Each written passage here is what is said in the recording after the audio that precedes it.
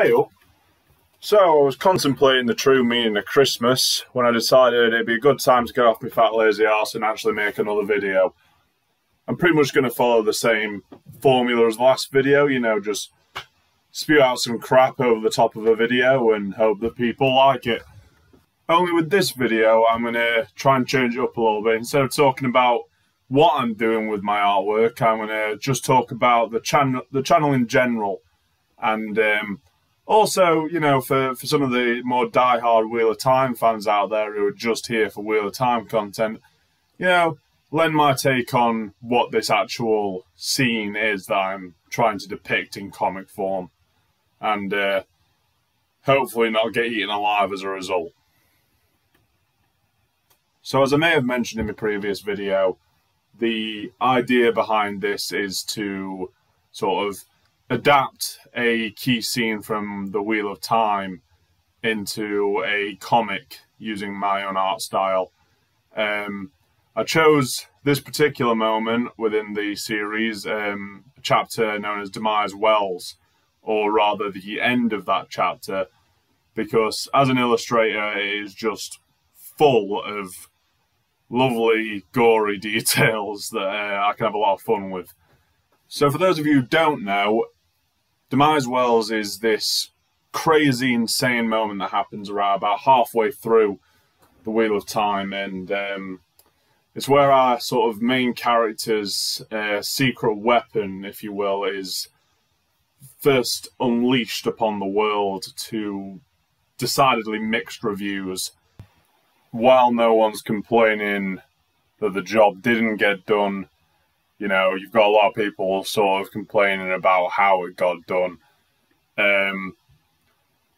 For a bit more context, these weapons, these Oshermen, are let's say they're an elite group of sort of militant channelers being magic wielders, and within the sort of within the context of the story, you have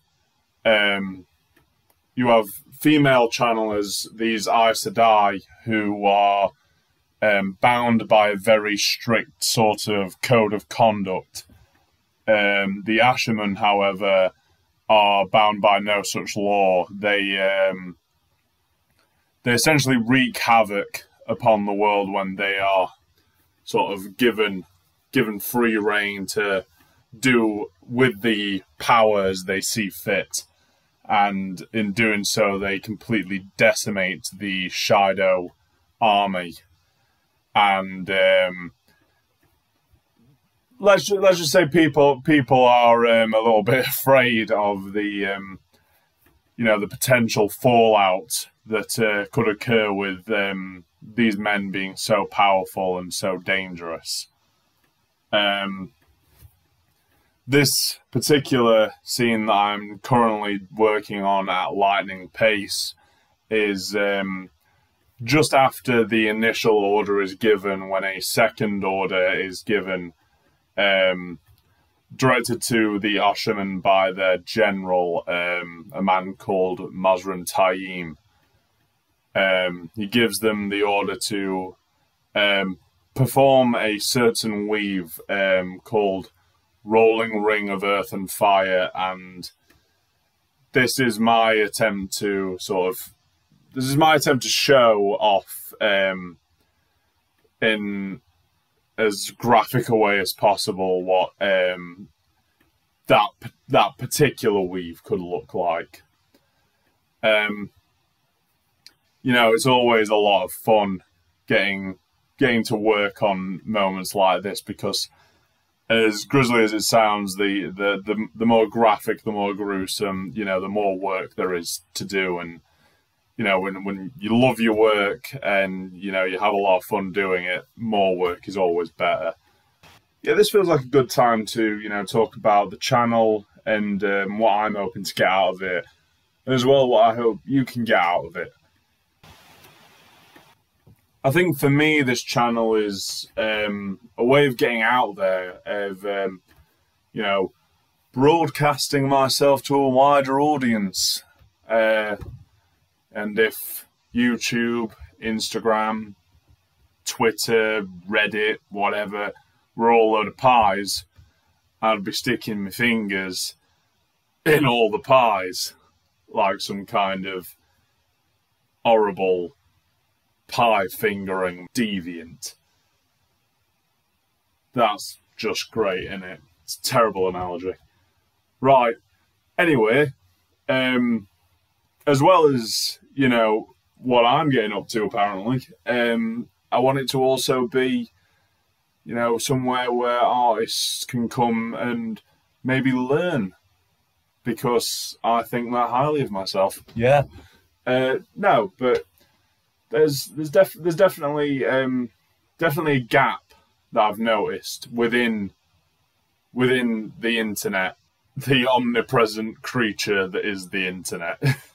Now, there is a gap, you know, and believe me, I've been up all night trying to draw someone's bloody foot at a 3/4 worm's eye view angle enough times to know that there's a certain weird kind of niche out there where it's like there's no way of finding a solution for it online, and I'm hoping to bridge that gap, because, you know, there does seem to be, you know, a plethora of videos and tutorials out there for how to draw, you know, a face at a you know, any old angle you'd like, you know, but it always does seem to be the same bored, stiff facial expression, you know, and so I'd like my channel to be somewhere where you can come and find out how to draw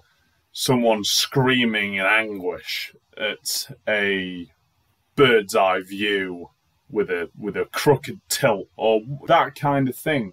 The weird stuff that you have the basic fundamentals, it's just you need an extra helping hand with certain things. That's where I would like this channel to fall within the context of art-based YouTube channels. I'd like to fill a small little niche where you can find a more specific style of tutorial.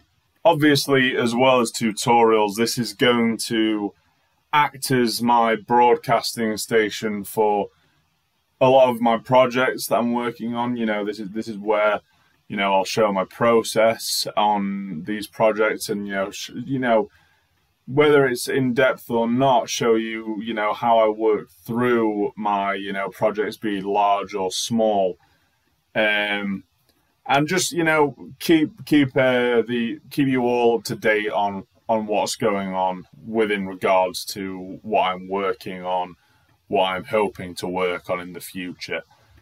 Just hopefully this is where there can be a discussion surrounding art and illustration as a whole, and hopefully somewhere we can have some fun and maybe even learn something. But that seems to be it for today. I've exhausted my ability for talking aloud in my bedroom. I don't know if any of you have actually tried it. It's wonderfully unnerving just hearing your own voice projected aloud back at you from the four walls. I'm just waiting for my mum to walk in through the door and just say, "What are you doing?" But I suppose that'd make for quite a good video, actually, wouldn't it? Anyway, if you enjoyed the video, please feel free to like, leave a comment, and subscribe. It'd really, really help me out, really help the channel out, and it'd be very much appreciated.